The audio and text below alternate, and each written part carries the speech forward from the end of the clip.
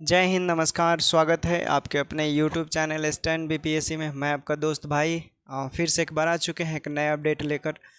दोस्तों, वीडियो बनाना ज़रूरी पड़ गया था। सोचा कि चलो एक छोटा सा एक वीडियो बना देते हैं। और जो हमारे साथ लोग जुड़े हैं, क्योंकि आपको मालूम है कि मेडिकल वाले स्टूडेंट हमारे यूट्यूब चैनल पर ज़्यादा लोग जुड़े हुए हैं। बिहार सिविल कोर्ट वाले हो गए ये, और बिहार एसएससी, ये तीन कैटेगरी के जो हमारे पास व्यूअर हैं वो ज़्यादा हैं। अभी फ़िलहाल हमें एक एनएम को रिगार्डिंग ये वीडियो हमारा है। एनएम के रिगार्डिंग जो सुप्रीम कोर्ट में केस चल रहा है उसको लेकर हम वीडियो बार बार नहीं बनाते हैं, क्योंकि हमारे पास इतना वर्क मतलब हमारे स्टडी से रिलेटेड इतना मतलब होमवर्क रहता है कि आदमी को समय का अभाव रहता है। फिर भी इसी समय में से एक छोटा सा समय निकाल कर आप लोग के बीच आए हैं, और यह वीडियो बहुत मददगार होगा। जानना जरूरी इसलिए है, लोगों का जो कॉन्सेप्ट है, जो आपके प्रश्न हैं, वो आपके क्लियर नहीं हो रहे हैं। इसीलिए लोग ज़्यादातर मुझसे सवाल मैसेज वगैरह करते हैं।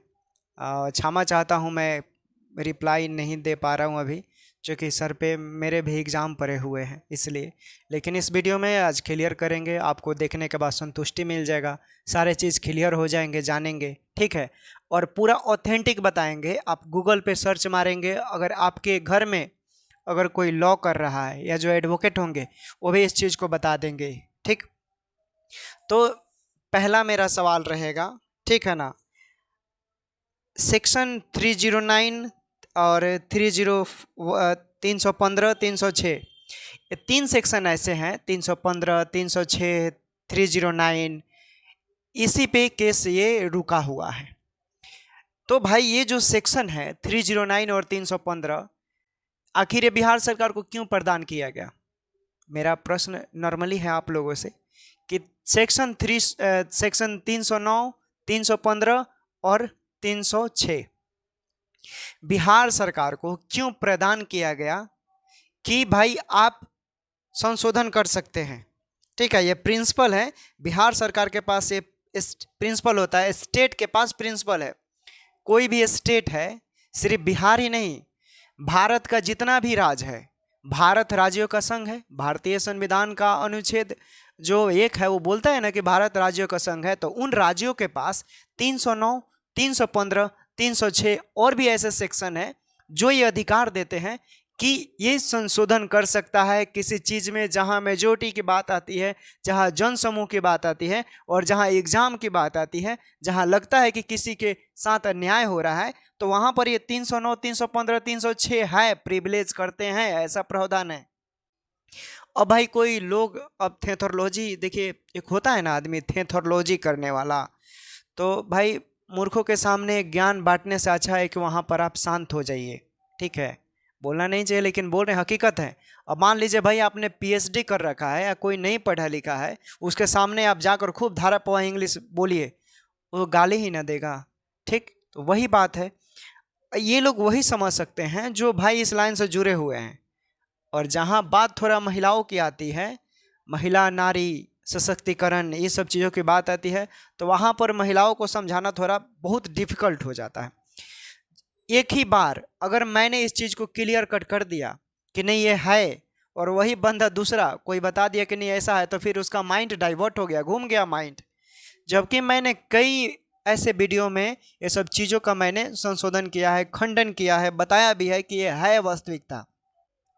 भाई सुप्रीम कोर्ट में रीट नहीं ना किया जाता है, हाई कोर्ट में किया जाता है, सुप्रीम कोर्ट में एसएलपीए जाता है, स्पेशल लीव पिटीशन जिसको बोलते हैं, ठीक है।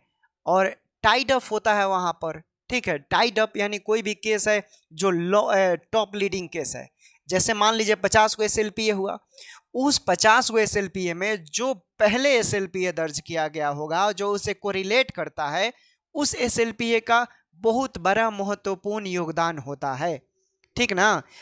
चूंकि भाई यहाँ पर 50 को एसएलपीए कीजिए, 1000 कीजिए, 50 लाख कीजिए, डजंट मैटर। आप यहाँ न्यू केस नहीं कर रहे हैं, आप पटना हाई कोर्ट का मैटर उठाकर सुप्रीम कोर्ट में पहुंच रहे हैं, ठीक ना। भाई आप स्टेट हाई कोर्ट का मैटर उठाकर सुप्रीम कोर्ट में लेकर जा रहे हैं कि क्या हाई कोर्ट ने जो ऑर्डर दिया है क्या वो वैलिड है या नहीं, वो चेक करेगा कि संविधान के अनुरूप है या नहीं। संविधान के कॉन्स्टिट्यूशन के अनुरूप नहीं होगा तो उसे वो क्या करेगा, चेंज करेगा। यही चीज़ है ना। हालांकि जितने देखिएगा कई सारे, अब सिर्फ इसमें जो है जिस एडवोकेट के बदौलत, चूँकि शुरू में हम सुप्रीम कोर्ट दिल्ली गए थे तो हमको कुछ चीज़ें मालूम है कि देखिए इसमें जो एडवोकेट का जो पेशा होता है ना भाई, एडवोकेट झूठ ज़्यादातर लोग बोलता है, ये वास्तविकता है, हम भी उस चीज़ से जुड़े हुए हैं, फैक्ट है। ये सब चीज़ें हैं और जो सही सच बोलना चाहिए जो है, सच बोलेंगे तो कोई भी आपको पूछेगा, झूठ बोलेंगे कोई भी नहीं जाएगा आपके पास। तो इसमें बहुत सारे एडवोकेट हैं, जब उनसे इस चीज़ों के बारे में जानकारी प्राप्त किया गया, जब उनसे जानकारी लिया गया तो उन्होंने भी बोला कि भाई स्टेट गवर्नमेंट के पास भारत का जितना भी राज है उनके पास संविधान ने अधिकार दिया है कि आप संशोधन कर सकते हैं। आप के पास कोई आप एडवर्टाइजमेंट निकालते हैं, फॉर्म निकालते हैं एग्ज़ाम से रिलेटेड, फिर आपको लगता है कि नहीं इसमें सुधार करने की ज़रूरत है तो होता है। नॉर्मली आप देखते हैं कि बीपीएससी 70 बीपीएससी का फॉर्म भरा जा रहा था, उसमें प्रॉब्लम हो रहा था। बीपीएससी आयोग ने क्या किया, संशोधन किया, एडिट का ऑप्शन दिया। तो ये सब एडिट का ऑप्शन भाई कौन सा सेक्शन के अंतर्गत आते हैं, 309, 315, 306 सब इसी के अंतर्गत आते हैं ना। तो स्टेट के पास है तभी तो सुधार, यानी स्टेट ने सुधार किया भाई कि हम चाहते हैं कि यहाँ पर जो है नियमावली बेसिस पर कर रहे थे, लेकिन अब हमारे पास चूँकि संख्या आवश्यकता से ज़्यादा आ गया है, इसलिए हम चाहते हैं क्वालिटी वाले स्टूडेंट है।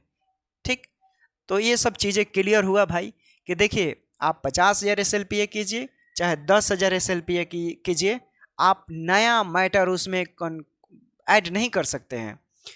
आप किसी जिस एडवोकेट के पास भी जा रहे होंगे वो एडवोकेट खुद बता देगा आपको कि भाई क्या इसमें आप नया सबमिशन ऐड कर सकते हैं, नहीं मिलेगा, आपको नहीं मिलेगा, क्योंकि आपको नया मैटर उठाने के लिए पटना हाई कोर्ट में जो कहानी बनानी चाहिए थे वहाँ ऐसा मैटर उठाना चाहिए था, आप यहाँ पर नहीं कर सकते। हाँ, स्टेट के पास हाई अथॉरिटी कि वो संशोधन कर सकता है।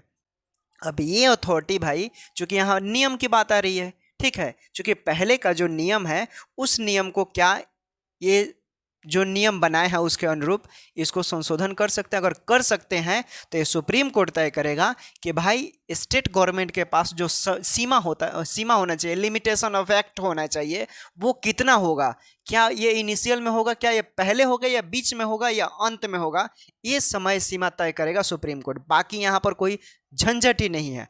हाँ, एक और चीज़ आपको बताना चाहेंगे कि देखिए हम लोग केस लड़ रहे थे बीटीएसी इंस्ट्रक्टर का, सेम केस था।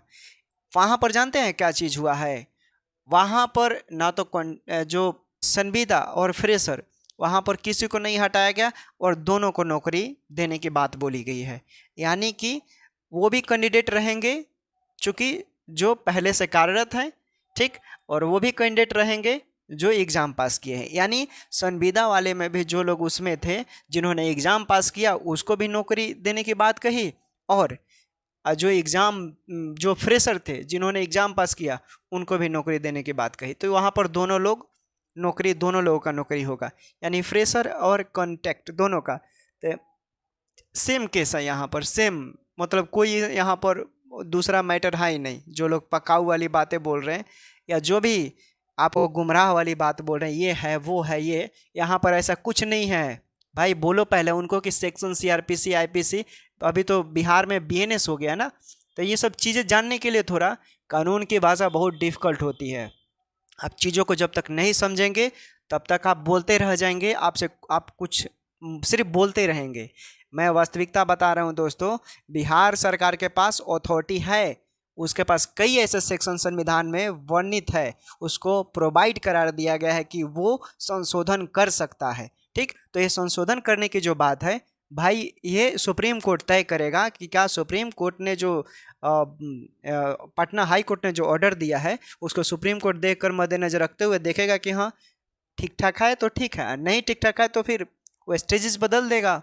और यहाँ पर नियमावली की जीत नहीं होगी एग्ज़ाम वालों के, चूँकि एग्ज़ाम बेसिस का भी एक कैडर है, वो भी एक कैडर है, चूँकि जब उसमें खंडित कर दिया गया कि इस बेसिस पर होना चाहिए तो होना चाहिए। और यहाँ पर ना तो रिजर्वेशन का मैटर है, SC ST OBC सबको सब EWS सबके लिए ओपन रिजर्वेशन है, खुला ओपन रिजर्वेशन, क्लोज रिजर्वेशन जो होता है, ठीक है ना, ये सभी के लिए है। तो यहाँ पर रिजर्वेशन का मैटर आएगा ही नहीं, किसी भी चीज़ का मैटर नहीं आएगा, सिर्फ नियमावली का मैटर आएगा। और इस नियमावली के मैटर में बिहार सरकार के पास जो अथॉरिटी है, क्या वो किसी नियम को चेंज कर सकता है?